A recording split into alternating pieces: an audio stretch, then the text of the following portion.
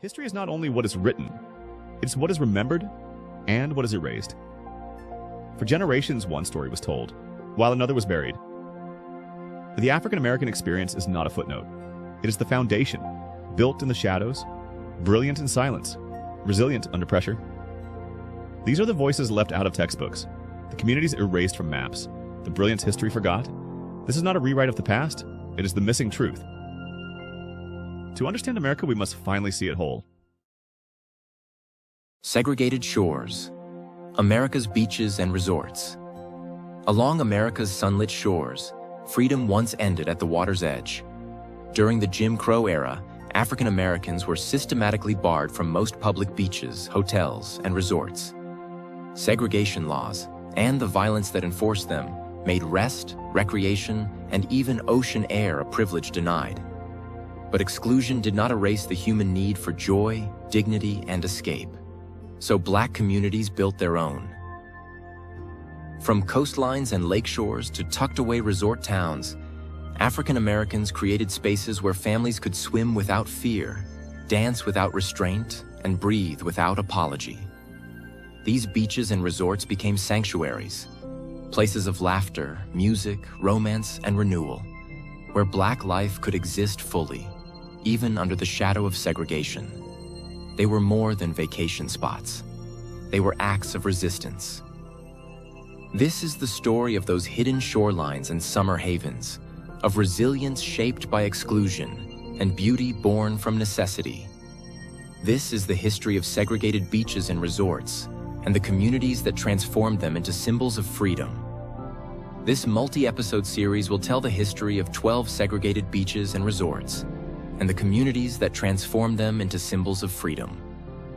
American Beach, Bruce's Beach, Buckrow Beach, Cars Beach, Chicken Bone Beach, Highland Beach, Idlewild, Oak Bluffs, Pleasure Island, Sag Harbor, the Ink Well, and Virginia Key Beach.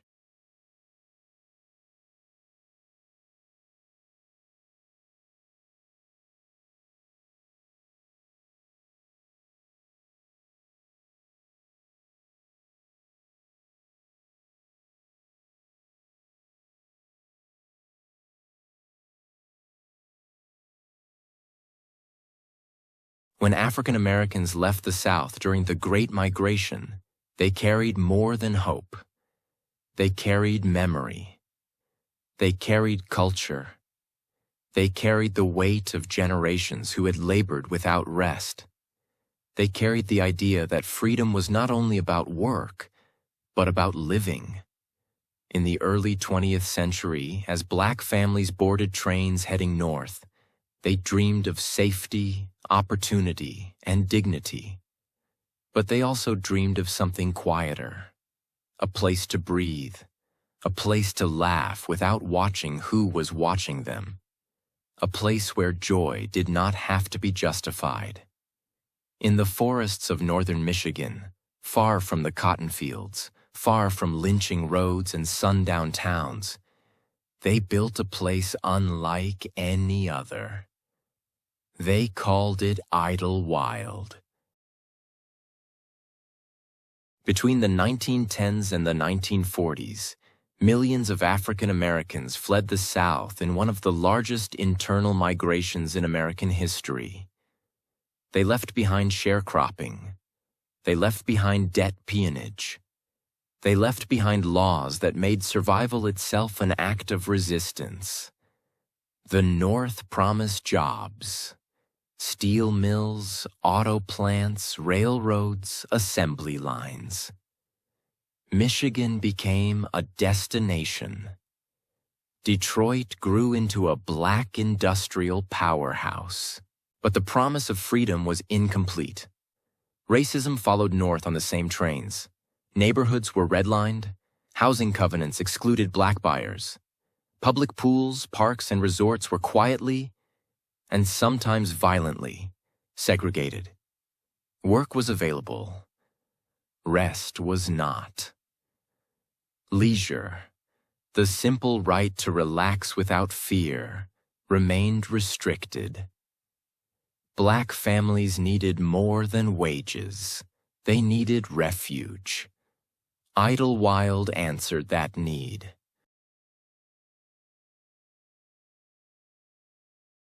Idlewild was established in 1912 as a resort community built for African Americans. At a time when black land ownership was rare and often contested, developers marketed property directly to black buyers. A radical, almost unthinkable act.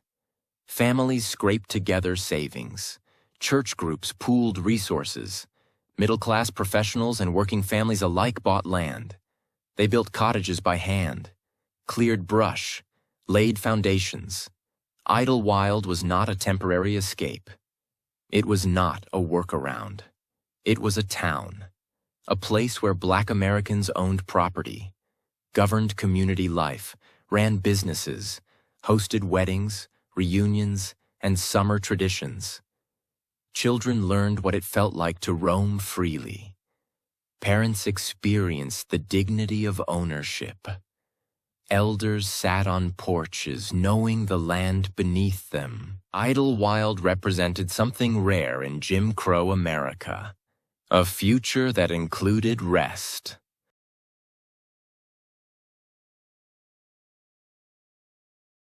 By the mid-20th century, Idlewild became legendary. What began as a quiet retreat transformed into a cultural force. Nightclubs opened, ballrooms filled, theaters lit up the forest after dark. The biggest names in black entertainment came to Idlewild. Artists who could sell out venues across the Midwest but were barred from staying in white hotels just miles away. After performing in Detroit, Chicago, Cleveland, or Milwaukee, they drove north to Idlewild. Here they were not Negro entertainers. They were simply stars. There were no back doors, no segregated dressing rooms, no performance of gratitude for basic respect. Music poured into the night. Jazz, blues, big band, early soul. Idlewild wasn't just a place to perform. It was a place to be. A place where black culture existed without apology. This is why Idlewild earned its name. Black Eden.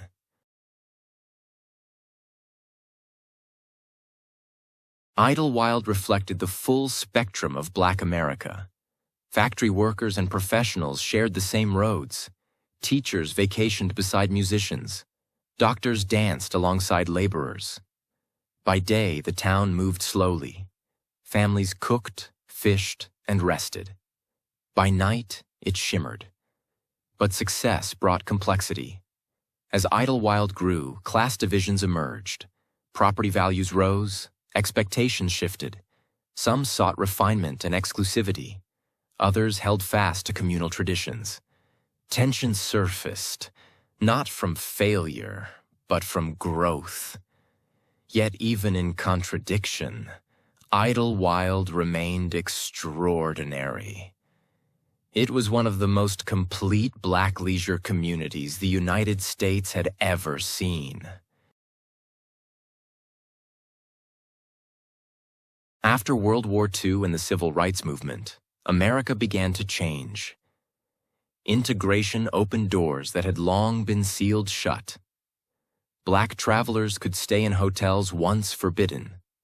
Resorts that once excluded them now welcomed their money. And slowly, quietly, Idlewild's necessity faded. Investment slowed.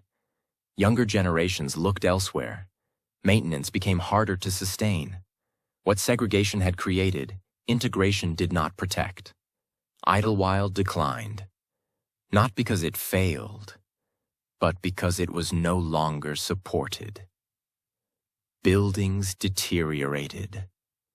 Crowds thinned. The music softened. Like many black spaces, Idlewild was allowed to fade.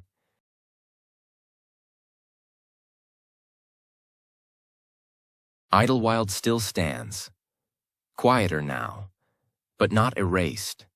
Its streets remember footsteps. Its lakes remember laughter. Its buildings hold echoes of nights that once shimmered with possibility. Idlewild reminds us that Black history is not only about struggle, it is about ambition bold enough to build entire towns, and vulnerability deep enough to lose them. Idlewild was not a myth. It was not a dream. It was real. And it deserves to be remembered, not as a footnote, but as a testament to what Black Americans created when given even a small space to breathe. This is Idlewild. This is the African American experience.